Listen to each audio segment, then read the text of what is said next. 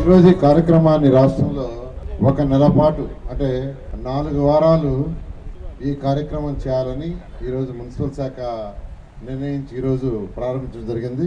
మొదటి వారంలో రోడ్లు పబ్లిక్ ప్లేసెస్ని క్లీన్ చేసే దాంట్లో పూర్తిగా వారం పాటు ఇన్వాల్వ్ కావటం, తర్వాత రెండో వారం ఏదైతే కాలువలు ఉన్నాయో ఆ కాలువలన్నింటినీ క్లీనింగ్ చేసే దాంట్లో ఒక వారం పాటు పబ్లిక్ కూడా ఇన్వాల్వ్ కావటం. ఇక్కడ మెయిన్గా పబ్లిక్ మూడో వారం ఇల్లు కమర్షియల్స్ వచ్చే ఏదైతే చెత్త ఉందని సెగ్రిగేషన్ చేసే దాంట్లో ఇన్వాల్వ్ కావటం.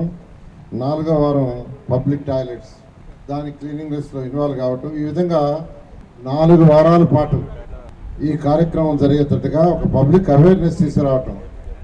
ఎందుకంటే శానిటేషన్ బాగుండాలంటే కేవలం ప్రభుత్వం ఒకటే కాదు, ప్రజల భాగస్వామ్యం కావాలి, ప్రజలందరూ ఇన్వాల్వ్ కావాలని స్వయాన మన ముఖ్యమంత్రి గారే స్వచ్ఛాంధ్ర కార్యక్రమాన్ని ప్రారంభించి 2024 అక్టోబర్ 2వ తేదీ మచిలీపట్నంలో స్టార్ట్ చేశారు.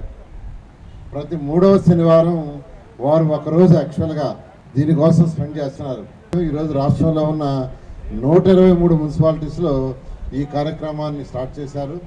ఈ విధంగా ఏర్పాటు చేసిన స్వచ్ఛాంధ్ర కార్పొరేషన్ చైర్మన్ గారికి మరియు అధికారులందరినీ కూడా నేను ప్రత్యేకంగా అభినందిస్తున్నాను.